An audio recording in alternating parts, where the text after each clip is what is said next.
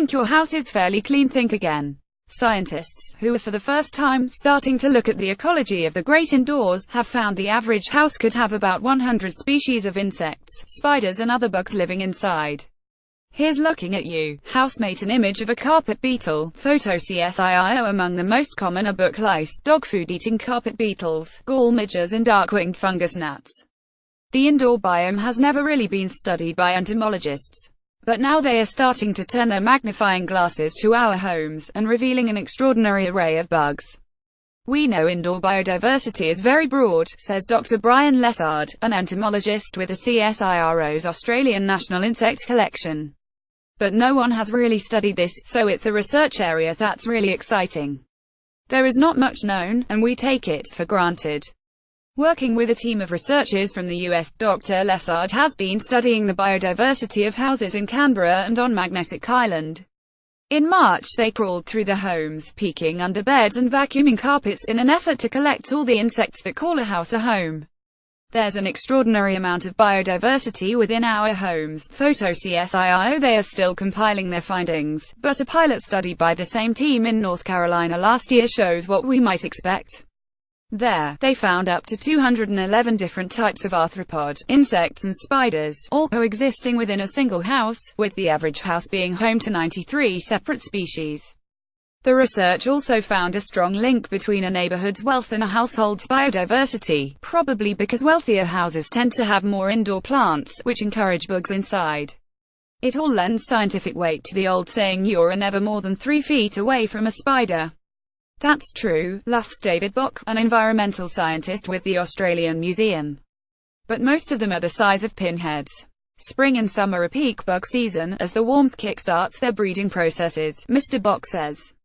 Following a spike in bug numbers, spiders tend to arrive en masse to feed on them. In spring, everything blossoms out. But this year Melbourne and Sydney have had slightly wetter, colder winters, Mr. Bock said. So I don't think you're going to see huge numbers of insects just yet. Many of the most common household species are remarkably well adapted to indoor life, and tend to coexist with humans all over the world, says Melbourne Museum entomologist Dr. Ken Walker. In many cases they do well because they like to eat the same food we like to eat.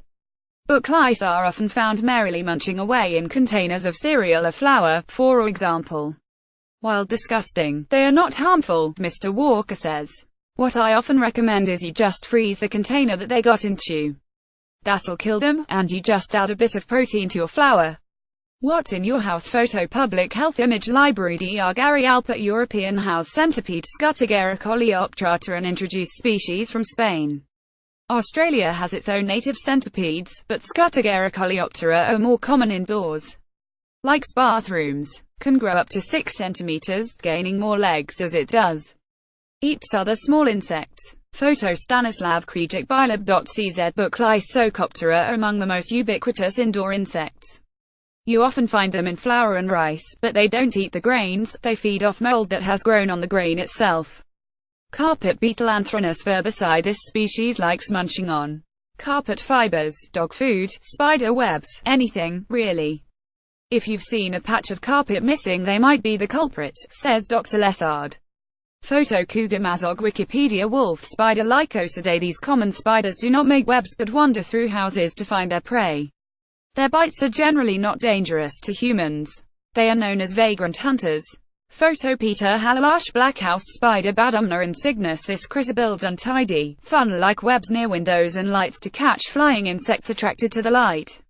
They are timid, and unlikely to bite. They are generally not dangerous to humans.